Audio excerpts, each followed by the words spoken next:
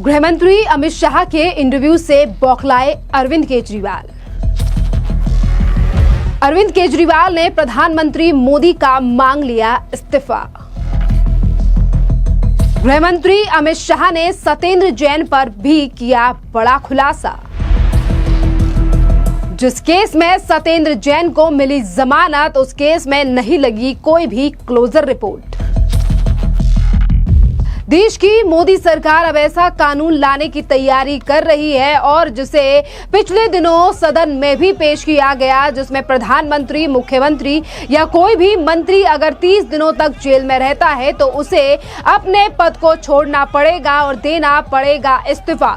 और इन्हीं तमाम चीजों को लेकर आज देश के गृह मंत्री अमित शाह ने एक इंटरव्यू दिया, जिस पर उन्होंने तमाम मुद्दों को लेकर अपनी राय रखी और इसी के साथ साथ जो राजनीतिक पार्टियां केंद्र सरकार के इस बिल का कर रही हैं विरोध, उन पर भी बड़ा हमला बोला। और इसी बीच अमित शाह ने अरविंद केजरीवाल पर भी हमला बोला कि किस तरीके से जेल जाने के बावजूद भी अरविंद केजरीवाल ने जेल से चलाई सरकार। और इस इंटरव्यू के अब जनता के बीच आने के बाद अरविंद केजरीवाल की बौखलाहट सामने आई है और अरविंद केजरीवाल ने अमित शाह के एक पोस्ट को रिपोस्ट करते हुए लिखा है कि राजनीतिक षड्यंत्र के तहत झूठे केस में फंसाकर जब केंद्र ने मुझे जेल भेजा तो मैंने 160 दिन सरकार चलाई।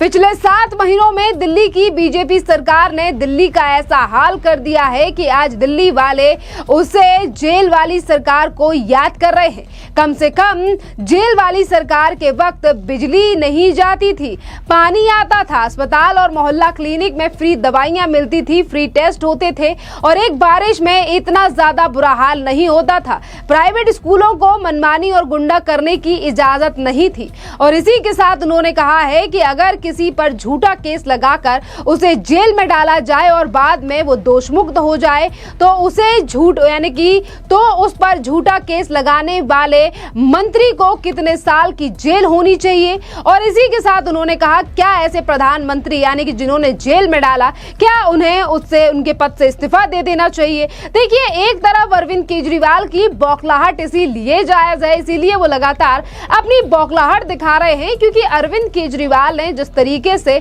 जेल से सरकार चलाई, जेल चले गए, अपने आप को कट्टर ईमानदार कहने वाले अरविंद केजरीवाल ने जेल जाने के बावजूद भी इस्तीफा नहीं दिया और उन्होंने इस्तीफा दिया था सुप्रीम कोर्ट के आदेश के बाद। और देखिए, वहीं आपके लिए बता दें कि आज अमित शाह का जो इंटरव्यू पब्लिक डोमेन में आ चुका है, जिस पर अरविंद केजरीवाल ने सीधा सवाल विपक्षी पार्टियों से किया और कहा क्या किसी को जेल से सरकार चलानी चाहिए। जब रिपोर्टर ने उनसे पूछा सवाल, सुनिए क्या कुछ कहा ऐसा गृह मंत्री अमित शाह ने जिससे इस तरीके से बौखला गए अरविंद केजरीवाल। सुनिए पहले गृह मंत्री अमित शाह का ये बयान। आप मुझे एक बात का सवाल जवाब दीजिए, नॉन बीजेपी बीजेपी छोड़ दीजिए, दोनों के लिए समान कानून है, परंतु किसी ने भी जेल से सरकार चलानी चाहिए क्या?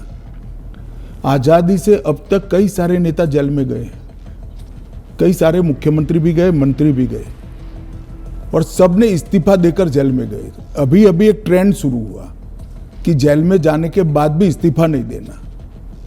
ढेर सारे ऐसे लोग हैं जिन्होंने इस्तीफा दिया। तमिलनाडु के कुछ मंत्रियों ने नहीं दिया, दिल्ली के मंत्री और मुख्यमंत्री ने नहीं दिया और सरकार के सचिव, डीजीपी, मुख्य सचिव इनके पास आदेश लेने के लिए जेल में जाएंगे।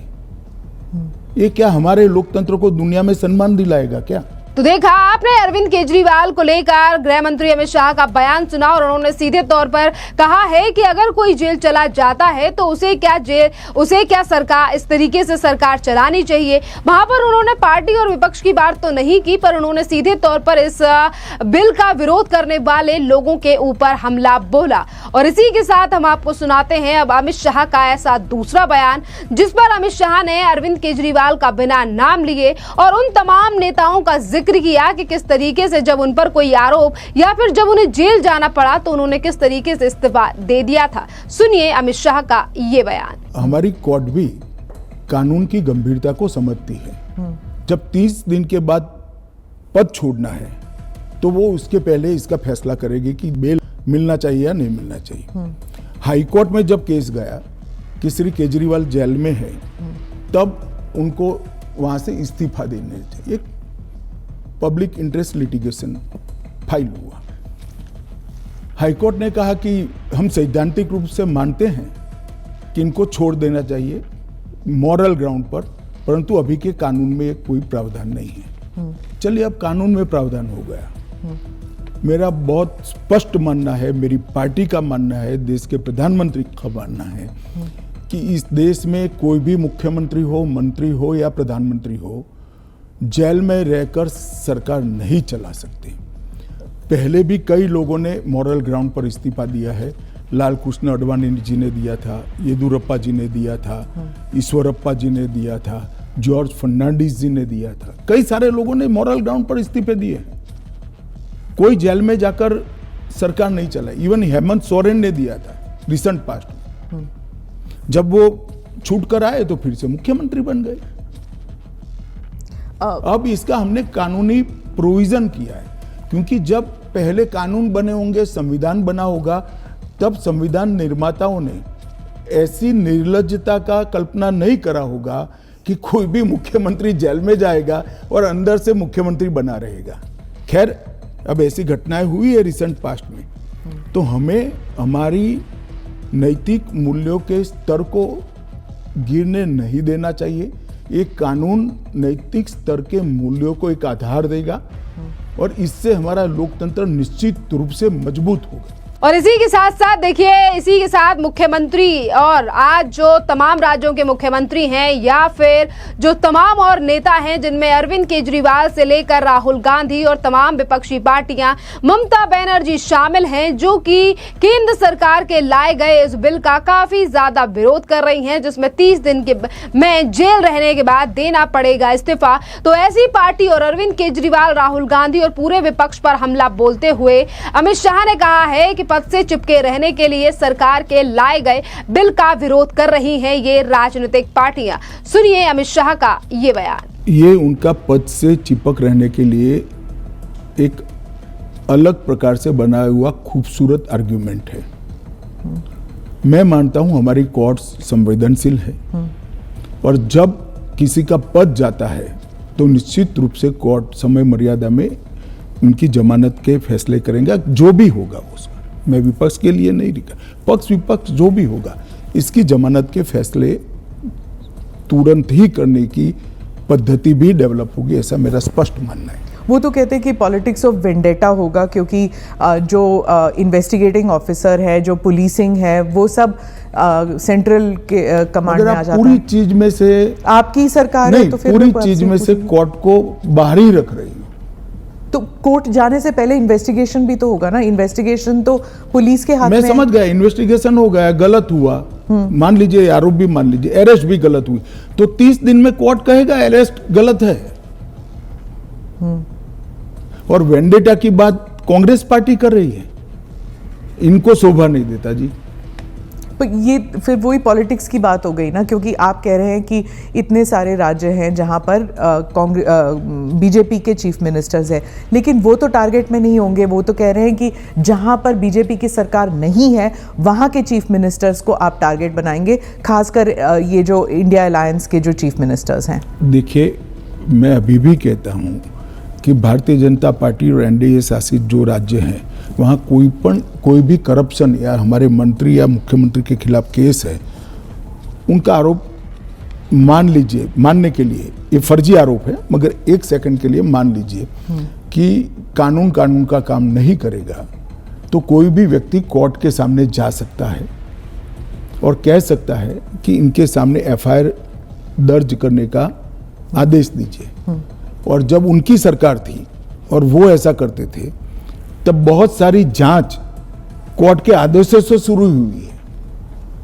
यूपीए 2 में कम से कम 12 केस में गिना सकता हूं, जहां कोर्ट के ऑर्डर से सीबीआई की जांच हुई है और सारे लोग फंसे हैं।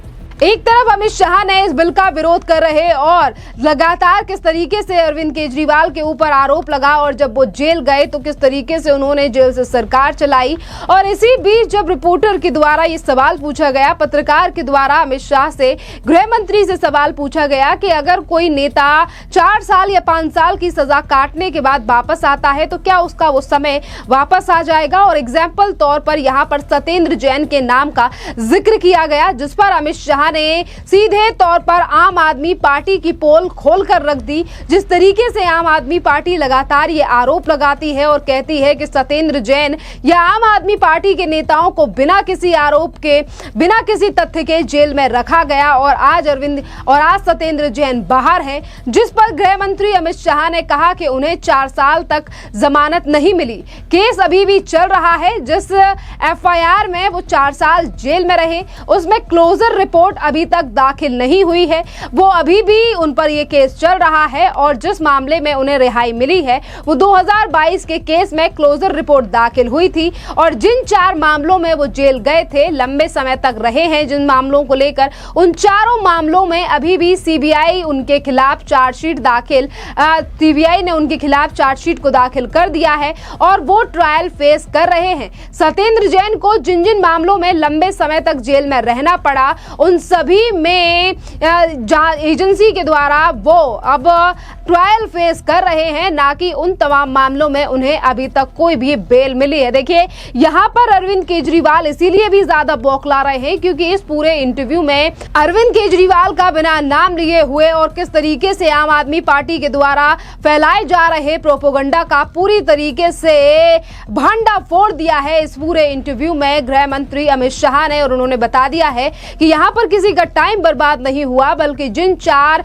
मामलों में सत्येंद्र जैन जेल में थे वो मामले अभी भी उनके ऊपर चल रहे हैं। क्योंकि आम आदमी पार्टी लगातार ये खबरें फैलाती है कि मैं इतने सालों तक जेल में रहा, मेरे खिलाफ कोई सबूत नहीं है, सत्येंद्र जैन के खिलाफ कोई सबूत नहीं है। इस तरीके की बातें आम आदमी पार्टी के नेता करते नजर आते हैं, पर हकीकत ये है कि जिन मामलों को लेकर ये नेता जेल गए अभी तक उसमें क्लोजर रिपोर्ट नहीं मिली है, जैसा कि बड़ा खुलासा करते हुए यहाँ पर सत्येंद्र जैन के मामले में पूरी जानकारी दी है देश के गृह मंत्री अमित शाह ने।